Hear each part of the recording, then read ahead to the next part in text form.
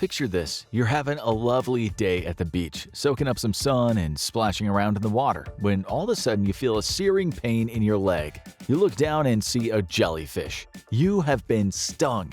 What do you do next? Thankfully, there are lots of helpful tips out there that teach us how to avoid disaster, no matter what we encounter. But as it turns out, survival tips are a lot like wild mushrooms. Pick the right one and you've got a tasty treat that can help you live another day. Pick the wrong one and you're a goner. Today we're taking a look at survival tips that will get you killed. The pain from the jellyfish sting is almost unbearable, but you manage to stumble back to shore and collapse on the sand. Your friend's there to help, and he knows just what to do. You've both read about jellyfish stings and you've seen that one episode of Friends. It's unpleasant, but you understand why he'll have to pee on you. But wait, redo that zipper and hold on a second. As it turns out, urine doesn't actually relieve the pain of a jellyfish sting. In fact, because urine is mostly water, it can cause the nematocysts or stinging cells from the jellyfish to activate and release more venom onto your skin and into your body. So not only is it gross, but having someone pee on the sting wastes valuable time you could be using to treat the injury. Depending on the type of jellyfish, the sting could even be deadly. So what should you do instead? Remove any tentacles and wash the area using seawater, not fresh water of any kind. Look for any barbs in your skin and remove them with tweezers. Then you can use vinegar or rubbing alcohol to help ease the pain of the sting. If the jellyfish is of an especially venomous variety, go straight to the nearest hospital. Let's say it was a milder sting and you're feeling much better after some vinegar and a little rest. Time for some more swimming. Just when you thought it was safe to go back in the water, a shark comes swimming up to you. What do? Surely the best course of action is to punch it in the nose. After all, that's the most common bit of advice when it comes to repelling sharks. But have you considered doing anything but that? Stop. Think about it for just a second. How hard can you punch? Unless you're Captain Falcon, probably not hard enough to seriously wound a shark. In spite of the popularity of the advice, punching an attacking shark is more likely to end with your hand getting bitten off. A shark's nose just so happens to be right above its mouth, the place with all those rows and rows of sharp teeth. Even if you manage to make contact and punch jaws on the schnoz, it won't be enough to scare him off. Most likely it'll just briefly stun the animal for a minute or so, not long enough to get away. So what should you actually do if a shark attacks you? Try to aim for areas more sensitive than the nose, such as the gills or the eyes. And if you have anything on you you can use as a weapon, such as a snorkel, use that to hit the shark instead. Hopefully that'll buy you enough time to swim back to shore and safety. Hanging out by the beach seems a bit risky, so you decide to head home. But danger seems to follow you everywhere. Imagine that you're just hanging out on the couch, minding your own business, when all of a sudden the ground beneath you begins to rock and shake. It's an earthquake, and it feels like it could be the big one. You better find a safe place to hide, and quick. It's a good thing you remember that classic piece of advice, stand under a door frame during an earthquake.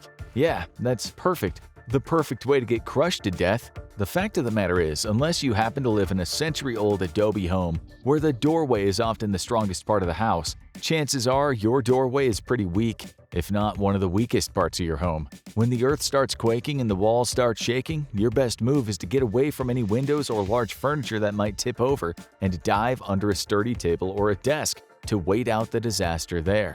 If you survived, you might treat yourself with a drive around the neighborhood when suddenly the air begins to change. The sky takes on a sickly green hue. You can hear a roar like a passing train. Suddenly, you see it. A funnel touching down, a tornado. If you've heard the most prevalent advice out there on surviving a tornado, you might start looking for an overpass to hide under. After all, it's supposed to be the safest place to wait out the storm. But here's the thing. Going under an overpass might actually be one of the worst things you could do during a tornado.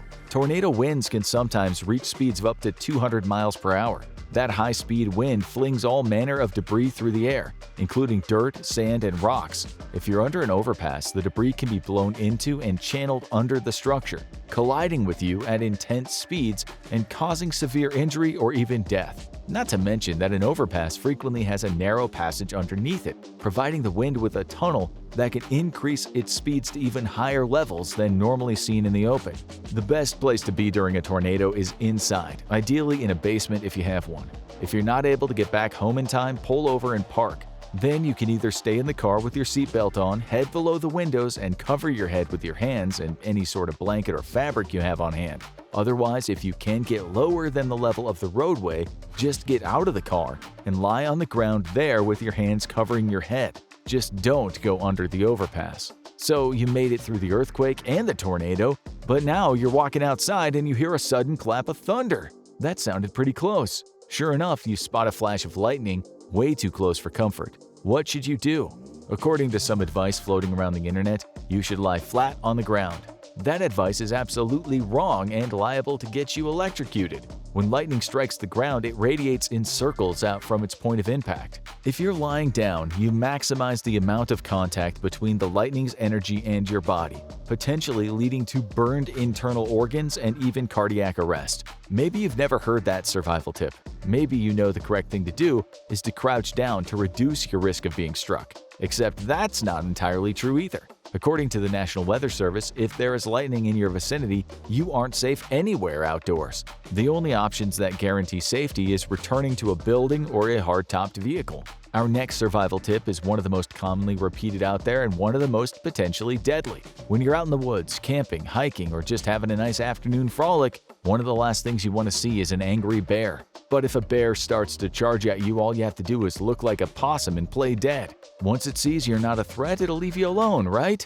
Well, maybe if it's a grizzly bear. Grizzly bears only attack during the daytime when they feel threatened or become territorial. So playing dead is a potentially good way to convince them you aren't a threat. If it's a black bear, however, they tend to charge as a predatory response, meaning that if you lie down on the ground and play dead, you might as well cover yourself in barbecue sauce, pop an apple in your mouth, and serve yourself up on a platter. All you're really doing in that scenario is making it easier for the bear to chow down and eat you alive. If you find yourself in the unenviable position of being charged by a black bear, do your best to get away. If that fails, you should fight back by attacking the bear's most sensitive areas, its face and muzzle. If you can stun the bear long enough to get away, you might be able to stay off the menu.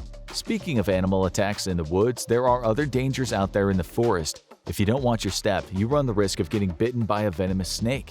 That's why you should always have a buddy with you in the wilderness. If you wind up with a snake bite, your friend can just suck the venom out of the wound. Problem solved. Just kidding. Never, ever, please never do that. Ever. When a venomous snake bites you, the venom goes straight into your bloodstream. Attempting to suck the venom out of the wound won't remove it from the blood. It might get some venom in the mouth. Also, the human mouth contains quite a lot of bacteria, and placing a mouth directly on an open wound is a recipe for infection. Don't waste valuable time trying to play Dracula with a snake bite. Some other bite, quote, survival tips to avoid include applying a tourniquet to the area, slashing at the wound with a knife, and attempting to trap the snake responsible. Trying to catch a snake is a great way to get bitten a second time. Instead, hold the bitten limb below or close to the level of your heart to slow the spread of the venom toward that vital organ. Then get to a hospital as quickly as possible to receive antivenom. But for the love of all that is good in this world, don't let anyone suck on your wounds. Maybe you don't want to explore the forest anymore after all the snakes and bears and such. How about the Everglades? Surely you won't find any trouble there. Wait, no, there's a huge alligator, and it's coming right towards you. No matter what you've been told, don't run away in a zigzag pattern. This particular tip comes from the belief that alligators are unable to turn quickly. In actuality, running in this pattern will shorten the distance between you and Satan's favorite lizard, allowing it to catch up and chomp down on your leg faster. Instead, if you come face to face with an alligator, you should raise your hands in the air, attempt to look as big and threatening as possible, and back away from the animal. If this fails to intimidate the gator, back away a few steps, then run away as fast as possible in a straight line. But enough about escaping from wild animals. Sometimes one of the greatest threats to human survival is the sheer unforgiving nature of the elements themselves. You might not have to worry about getting eaten nearly as much as you have to worry about dying of thirst. Thankfully, there are plenty of tips for preventing dehydration in emergencies. If you're stranded in the woods in the dead of winter with nothing but snow-topped trees as far as the eye can see, don't give up. You're literally surrounded by water in every direction. That white snow on the ground might be as good as gold. Though, if the snow looks like gold, don't ingest it. You can just eat the snow to rehydrate, right? Well, not exactly. Yes, snow is water, but it's also something else, frozen. As you shovel the snow in your mouth, you'll be sapping your body heat and bringing down your core temperature. But don't give up on the snow altogether. Just make sure to warm it up first. Melt it in a container over a fire if possible. Or if you don't have the tools to build a fire, put the snow in the container and place the container between layers of your clothes, though not directly on your skin. Remember, protect your body heat, so it'll slowly melt into a beautiful, non-frozen water. But what about if you run out of water in an extremely hot environment? Say you're walking through the desert and realize you're lost. You didn't bring enough supplies and now you're running low on water. Up ahead, you spot your savior. It's tall and prickly and green, a cactus. You can slice it up with your trusty pocket knife and drink the water trapped inside. Sadly, not that easy. First of all, you won't just find ready-to-drink liquid hiding inside a cactus like it's nature's Capri Sun. It's more like a wet green sludge. And even if you squeeze the liquid out of that sludge, you would not want to drink it. That liquid inside of many cacti, including the prickly pear, isn't technically toxic. Hooray! However, it does have a chemical compound likely to induce vomiting and diarrhea, which can speed up the process of dehydration. You would immediately lose any fluids you gained and then some. Looking for water in the crevices of rocks is a much better move. And if you do find a prickly pear cactus, don't cut it open, just harvest, peel, and eat some of the fruit instead for a bit of extra hydration. Maybe you can't find any snow, cacti, rock crevices, or other external sources of water. There's always the water you make in-house, as it were. Yes, we're talking about drinking your own urine. Most people aren't particularly excited about this option, but desperate times call for desperate measures. As it turns out, if you decide to rehydrate by drinking your own pee, you're in trouble. The thing about pee is it's filled with lots of things the body filtered out. It's waste. One of those waste products is salt. So if you drink your urine, you're consuming a lot of excess salt that the body already attempted to get rid of. So you're better off drinking nothing at all. We've left the worst piece of survival advice for last, and it's deceptively simple. Ration your water. It makes a lot of sense. If you're in an emergency and your resources are dwindling, you'll naturally want to conserve them. But people have been found dead in the wilderness with fresh water still on their person, all because they were trying to conserve it too carefully. According to the Department of Homeland Security, you should never ration your drinking water, unless you're told to do so by the authorities. Drink what you need when you need it. Instead of water, ration your sweat. Reduce your physical activity and stay as cool as you possibly can to reduce sweating. It might just save your life. Now watch how one man survived 133 days lost at sea on a life raft. Or check out this video instead.